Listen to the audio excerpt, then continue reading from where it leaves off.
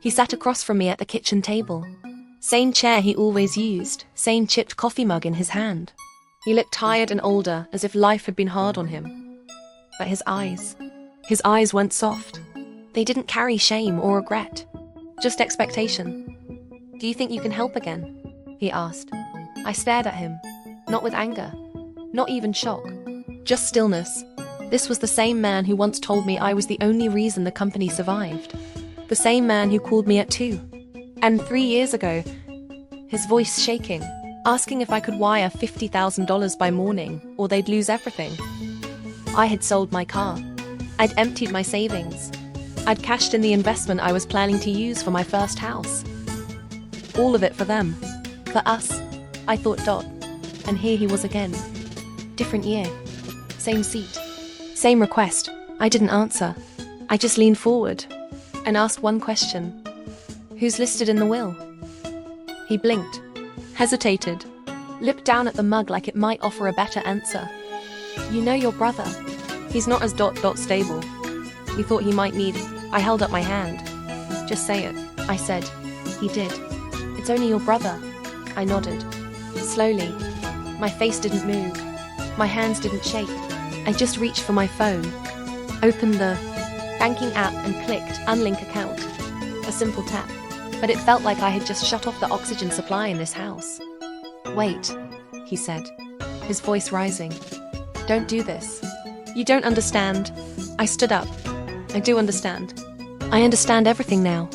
And then I walked out the front door of the business I saved, the house I helped pay for, the family that never saw me as anything but a balance sheet with a heartbeat. They thought I'd always show up, always pick up, always say yes. This time, I didn't. I was 24 when my dad asked me to help out with the company. It wasn't a big business, just a local print shop tucked between a pawn store and a broken-down laundromat on the edge of town. The kind of place that still used fax machines and handwritten invoices. He told me he needed someone he could trust. Said the books were mess, the taxes were behind, and the last 2 managers had taken off with unpaid orders still sitting on the counter. I didn't think twice. I moved back home the same week, gave up the apartment I had just signed a lease for. I told my friends it was temporary. I told myself it was the right thing to do. My room looked the same as when I left for college, same peeling posters, same desk with the initials I carved into the drawer in 9th grade. I didn't unpack much. I didn't need to. I wasn't planning to stay long. That first year I worked 6 days a week, ran payroll, filed back taxes, rebuilt their vendor list from scratch. My dad handled the machines. My mom did what she could from home. But most days, it was just me behind the counter, behind the spreadsheets, behind everything. I told myself it was worth it. I used the money I had saved for grad school, $95,000. I'd been putting away since I was 19. I'd worked 3 jobs in college, cancelled vacations, passed up internships. I thought I was investing in our future, in something we could grow together. Every time I saw a new customer walk in, or another online order come through, I felt proud, like I was fixing something broken. We started to break even by year 2. I thought maybe, just maybe, things were finally going to be okay. I never took a paycheck. My name was never on the lease. I never asked for anything official. They said, it wasn't necessary. Your family, they said. This will always be yours too. I believed them. I believed every word. I was 30 when I realized I'd spent the best years of my 20s making sure everyone else stayed afloat. I never complained.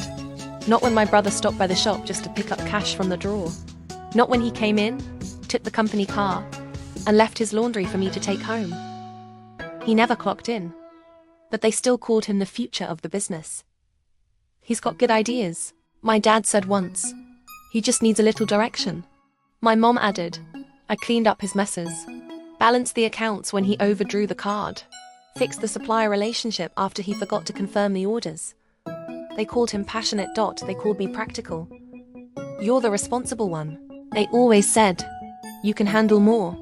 I started sleeping in the break room when I was too tired to drive home. My meals were vending machine snacks and leftover client cookies. One night, I went to the back office to print some contracts and saw my dad filling out paperwork with a man I didn't recognize. Asked about it. He said it was just insurance stuff. I believed him. I always believed him. Looking back, there were a lot of things I should have questioned. But IDN single quotes T. Because when you love someone really, love them, you don't ask for proof. You just show up until the day you realize you're the only one who ever did. And the truth is, I had no idea that everything I was saving them from was already being handed to someone else behind my back. The first time I offered money, they said it was just a small gap. You back in no time, my dad said. We just need a little breathing room. That was $12,000. Sent it without hesitation. Then came the equipment loan they couldn't keep up with. Then the vendor accounts they'd fallen behind on. Then the tax bill that no one opened until the red envelope showed up in the mailbox. Every time it was urgent. Every time I was the one they called. I stopped counting the money after a while. I didn't want to know. But I did know. The final total, before I pulled the plug, was just over $95,000. I drained my savings. I cashed out an emergency fund I'd kept tucked away since I was 21. I sold my car, an old Honda I had paid off with my own money. I stopped contributing to my retirement. I even borrowed from my own credit line something I swore I'd never do. They promised they'd make it right. Asterisk, my dad said once the business stabilized, they'd bring me on formally. We'll get you on the ownership papers, he said. You've earned that. I believed him. I always believed him. I handled everything while they figured things out. I kept the books, negotiated the rates with the suppliers, filed quarterly reports, answered every late-night email. My dad didn't like handling conflict, so I called the tax office and negotiated the payment plan. My mum said the new accounting software confused her, so I learned it in 2 nights and stayed up entering every backlogged invoice by hand. My brother came in once during that time. He grabbed a soda from the fridge and said, "You work too much," with a smirk. Then he asked if Dad could wire him rent money. I didn't say anything. I never did. I just kept working. When the business finally hit break-even again, they celebrated. There was a small gathering at the shop. A cake from the local bakery. A few balloons. My dad gave a little speech. It's been a tough few years, but we made it through. And that's what matters. People clapped. Some smiled politely. My name wasn't mentioned. No one thanked me. My mum told me later that I should be proud. This is your win too, she said. But that night, I drove home in a borrowed car and sat in the parking lot for almost an hour with the engine off, staring at nothing. I hadn't paid rent in 4 months because everything went to payroll and bills. I had maxed out 2 cards. I had nothing left, but they were smiling. They were fine. And for a moment, I told myself that maybe this is what it means to be family. You give what you have, even if they forget where it came from. It was a Tuesday afternoon, one of those slow days when nothing big happens, but everything feels a little off. My mom had asked me to clean out the back office. Said it was getting too cluttered. Said she didn't know what was in half the drawers anymore. I didn't argue. I just rolled up my sleeves and got to work. The filing cabinet was old, rust on the sides. The bottom drawer stuck when I pulled it, like it hadn't been opened in years. Inside were receipts, old invoices, empty manila folders, a few print catalogs from the early 2000s South. I almost skipped the last folder. It didn't look important. It was thick, cream-colored, sealed with one of those gold foil tabs. Opened it without thinking. The first page had bold letters across the top. Last will and testament. I froze for a second. Then I sat down, on the edge of the desk. My name was on the first page, alongside my brother's. Our children, it said. I flipped a few pages in. The company ownership, assets, equipment listed under my brother's name. The house fully paid off. His. My parents' savings. The joint account. Life insurance. All listed under him. My name didn't appear again, except once, toward the end. We are grateful to both our children for their support and love. That was it. No percentages. No shares. No mention of the $95,000. Not even a sentence. acknowledging the years I spent holding this business together with my bare hands.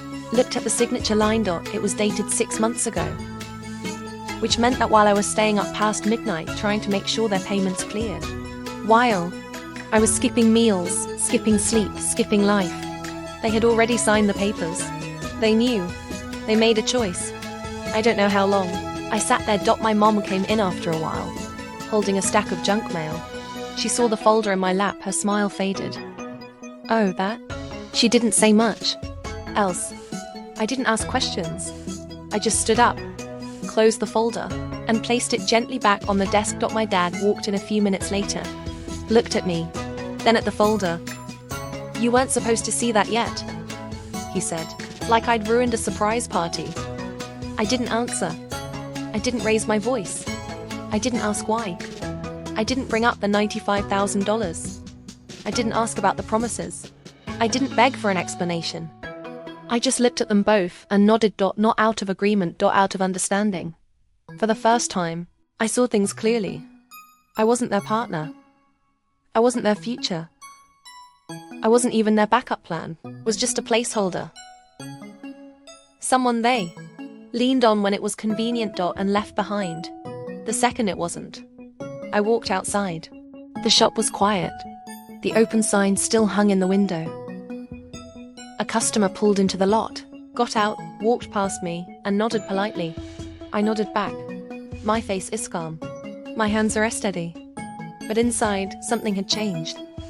I didn't cry. I didn't scream. I just stared at the paper. And for the first time in my life, I felt like a stranger at my own bloodline. I didn't bring it up right away. I went home. I made tea. I folded some laundry. I looked out the window for a while. I answered 2 work emails like nothing had happened. Then I texted them. Are you both home tomorrow? I want to stop by. My dad replied with a thumbs up. I don't know if they were expecting anything. But when I walked through the front door the next evening, the air shifted. My mom was in the kitchen, pretending to stir something. My dad was sitting at the table, the TV on mute, holding his usual mug even though it was empty. I didn't sit. I didn't say hello. I pulled the folder from my bag and set it on the table. Neither of them reached for it. I saw the will. I said.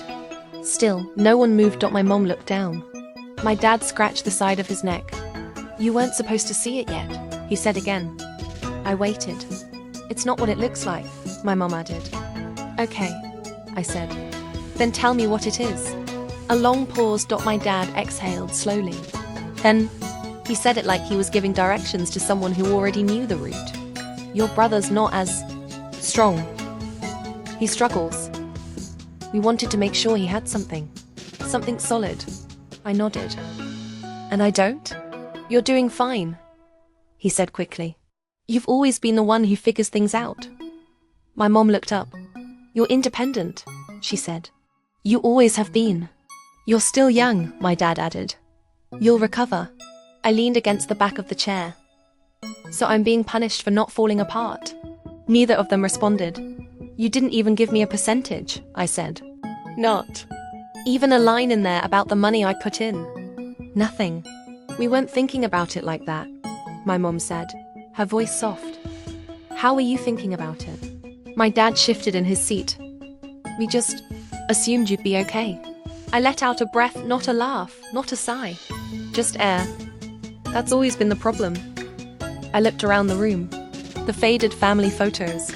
The couch with the cushion I restitched when the scene tore. The ceiling light I replaced when the wiring shorted. Had fixed everything in this house at some point. Quietly, without thanks, looked back at them. You said I'd be on the ownership papers. My dad rubbed the back of his neck. Was before we had to restructure. It got complicated. You said I was part of this.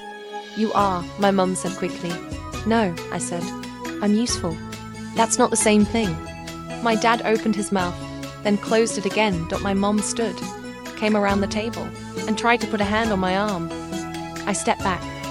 You used my name, I said, when you needed the credit line. We had no choice. You had a choice, I said, quiet but sharp. You just didn't want to say no to him. My mom's hand dropped to her side. We didn't think it would hurt you, she said. It didn't hurt, I replied. It emptied me. No one said anything after that. The TV was still on mute. The room was still warm. The air didn't move. I looked at both of them. I'll stop payments at the end of the month, I said. Utilities, loan interest, subscriptions. You'll need to make other arrangements. My mom blinked fast. You don't mean that, she whispered. I didn't answer. I picked up the folder, slid it back into my bag, and walked to the door. Just before I left, I turned around. You didn't forget me, I said. You just thought I'd never leave.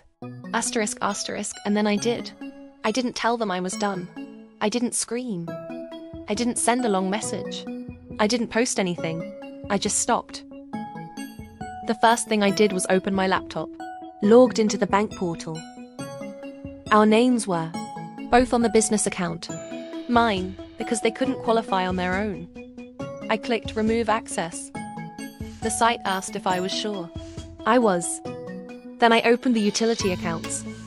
Electricity, water, internet. All of them under my name. All of them were auto-paid from my card. Turned them off, one by one. A part of me expected it to feel wrong. Harsh. But all I felt was tired. I cancelled the business phone plan. They could keep the numbers, but they'd have to start a new line. I took my name off the office lease cosign. Forwarded the final vendor invoices to my dad. No message. No explanation. Just the numbers. I deleted the accounting software from my phone.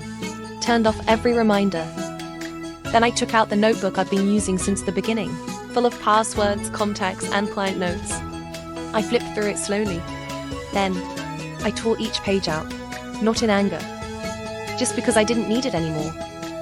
That night, my phone started ringing around 7:15. First it was Mum. Then Dad. Then the shop number. I let each one ring out. A voicemail came through. Hey, we noticed something's off with the account. Can you check? I didn't answer. At 9:20, my brother texted. Why are the phones shut off? What's going on? I stared at the screen, then turned the phone face down. I sat on the floor in my apartment. The lights were off, just the street lamp outside, glowing through the blinds. I wasn't angry. I was empty. And then, something else. Relief. It didn't crash over me. It came quietly, like the sound of the fridge humming or the neighbor's dog barking 3 floors down. I breathed out and realized I hadn't taken a real breath in days, maybe weeks. I made tea. I read a book I'd started a year ago and never finished. I went to bed without checking my notifications. And in the morning, when the emails came in, I didn't read them. I archived them without opening. I wasn't curious. I knew what they'd say. We're confused. You're overreacting. This isn't fair. But it was. For the first time in years, it was. Finally. I made breakfast without rushing. I watered the one plant I'd kept alive. I sat by the window and just watched the street for a while. That afternoon, I booked a class I'd always wanted to take. Nothing fancy. Just a photography course at the community center. Something I told myself I didn't have time for. Something I never allowed myself to enjoy because I was always needed elsewhere. But no one needed me now. And that didn't feel like a punishment. It felt like peace. My phone kept buzzing. I let it. I didn't owe anyone a response. Wasn't the backup anymore. I was done holding things together, just so other people could tear them apart. The business would either stand on its own, or it wouldn't. But either way. I wouldn't be the one holding the weight. The first sign came 3 days later. A vendor emailed me directly, just checking if there was a mistake. Your dad's payment didn't go through. Should we resend the invoice? I didn't reply. I forwarded it to him without a subject line and moved on. The second sign was a notice on the door of the print shop. I saw it when I passed by on the way to the pharmacy. Yellow paper was taped to the glass. Past due. Final warning. The lights were off inside. I kept walking. The third sign was a missed call from my mom, then another and another. I didn't answer any of them. Her first voicemail said, "We're just confused. Can you call back? We need your help with something. The second was shorter. The phones aren't working. I don't know what happened. The third came late at night. It's getting bad. Please, just 5 minutes. Just 5 minutes too. Explain. I didn't listen to the rest. I deleted it and went to bed. That weekend, I got a message from my cousin. Hey, is everything okay with the shop? Your mom posted something strange on Facebook. I opened the app. I hadn't checked. It in months. My mom's page had a new post. A photo of the shop.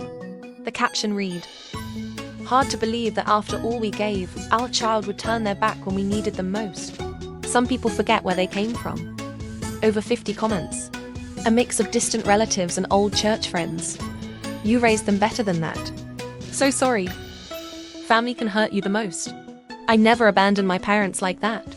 I scrolled without feeling much. There were no names mentioned, just enough implication to make people pick a side. The next morning, my dad followed up. With his own post, we believed in second chances, even when it cost us everything. And then a photo, an old one, from a family holiday years ago. Me, my brother, the two of them, all smiling like things were simple. It wasn't even a real memory. We had argued before that photo. I had been crying in the car, but the photo told a better story than the truth. They were rewriting the ending while the house was still burning. That night, my phone buzzed again. A message from my aunt. "I don't know what happened between you and your parents, but airing it out online is making everyone uncomfortable. You should apologize and fix this quietly." I stared at the screen. Then I went to my desk, opened the drawer, and pulled out the folder I had kept sealed for months. Copies of every bank transfer. The tax. Notice I paid in full. The invoice I covered. With my own credit card. The line of credit they opened using my name. The email from the lawyer confirming the will. My name left off.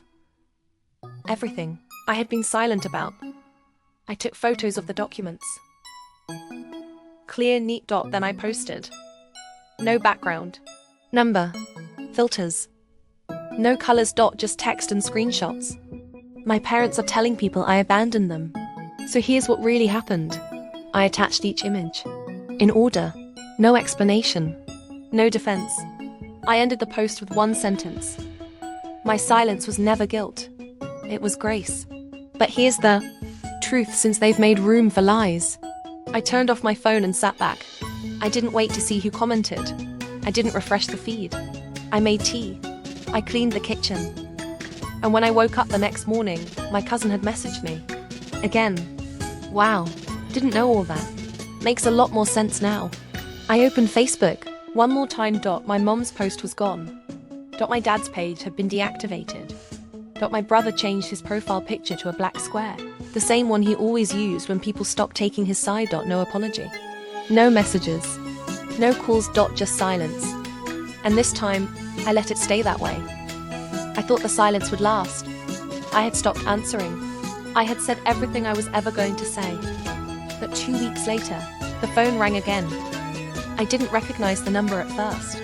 Area code was local, but the contact name didn't show. I let it ring until the very last second before answering. Don't know why I did. Maybe some part of me wanted to hear their voices just once more. Maybe some part of me still hoped they would say something different this time. It was my mom. Her voice was small. Careful. Can we talk? I didn't say yes. I didn't say no. I stayed on the line. She started slow. She said things got out of hand. She said she didn't think it would go this far. Then my dad spoke. His voice was flat, like he'd already rehearsed what he was going to say. "We made mistakes, but we didn't think you'd walk away for good." Then came the sentence I knew was coming. "We need help. The business is in trouble again. We're trying, but it's too much." I sat there. Still. "You've always been the one who made things work," my mom added. I didn't respond. "We never thought we'd lose you." My dad said. I waited. "You're not going to say anything?" I finally spoke. "I'm not your backup plan." The line went quiet. I was just the only one who ever showed up. I said. My mom started to cry, but the sound felt far away. I told them I hoped they'd figure it out. Then I hung up. I didn't throw the phone. I didn't scream. Just sat there. And the tears came not from pain, not from anger. From something else. I didn't even wipe them away, let them fall. They weren't for them. They were for every version of me that stayed longer than I should have. Every younger version of me who said yes when I should have said nothing. Every late night I spent fixing a problem I didn't cause. Every apology I made us just to keep peace, which was never mine to hold. I let it all go. And for the first time. The silence didn't feel like distance, but it felt like peace. These days my mornings are different. I wake up without an alarm. I make coffee without checking my phone. I don't keep a running list of things that aren't mine to fix. I started renting a small studio space near the lake. Nothing fancy. Concrete floors, white walls, a single window that lets in enough light to do what I need. I bought a second-hand camera. Not the best one, but it works. I photograph things I used to walk past, shadows on sidewalks, hands reaching for bus rails, tired faces on rainy mornings. I built a website. I called it something quiet, something that didn't need to be clever, just a place to keep what I was making. People started following. They left comments like, "Your photos feel like home," or "I didn't know anyone else saw things this way."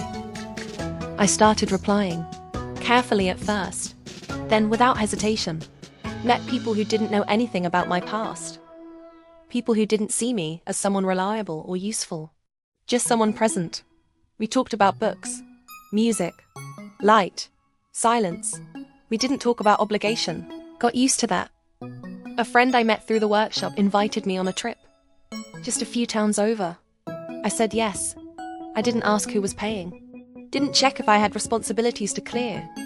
I packed a bag, locked the door behind me, and left without telling anyone where I was going. It felt like the smallest kind of freedom. The business my parents is still open, technically. The lights are on less often. A for sale sign appeared in the window last month. It's been up for 5 weeks. They dropped the price twice. Still no offers. I heard from a neighbor that the building has plumbing issues now. Roof leaks too. No one's maintained it since I left. They tried running it on their own for a while. Tried hiring help. But no one stayed long. My dad stopped calling. My mom sent a letter once. Handwritten. Said she hoped I was okay. Said they were trying to manage. I folded it up and put it in a drawer. I didn't reply. And my brother, last I heard, he moved back in with them. Lost the apartment. Lost the job he got through a friend of mine. I guess he helps out at the shop now. Cousin told me he complains a lot. He still shows up late. Leaves early. Blames the economy. Blames the market. Blames me. That part didn't surprise me.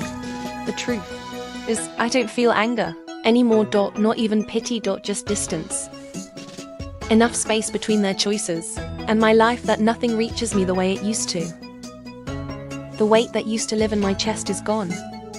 Some nights, I still get the urge to check. Something, an invoice, a deadline, a balance. But then I remember, that's not mine anymore.